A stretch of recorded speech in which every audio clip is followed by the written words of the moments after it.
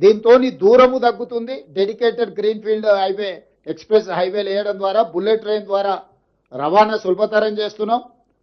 భారతదేశంలో సముద్రపు ఒడ్డు లేని రాష్ట్రం తెలంగాణ రాష్ట్రం.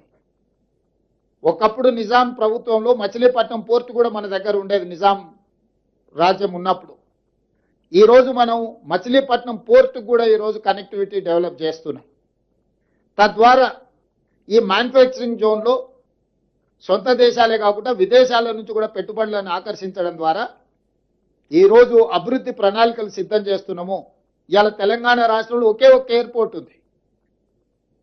ఇంకా ఎయిర్పోర్ట్లు రావాల్సిన అవసరం ఉంది. పారిశ్రామికవేత్తలు అడుగుతున్నారు. అందుకే వరంగల్లో ఒక అంతర్జాతీయ స్థాయి ఎయిర్పోర్టు నిర్మిస్తున్నాం.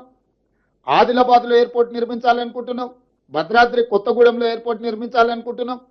రామగుండంలో ఇంకొక ఎయిర్పోర్ట్. అంటే రాబోయే రోజుల్లో తెలంగాణ రాష్ట్రానికి అదనంగా 4 కొత్తగా ఎయిర్పోర్టులు మనం తెస్తున్నాము.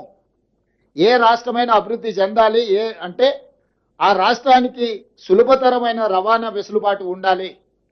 దానికోసం ఇతర రాష్ట్రాల నుంచి గ్రీన్ ఫీల్డ్ ఎక్స్ప్రెస్ హైవేలు నిర్మిస్తున్నాం.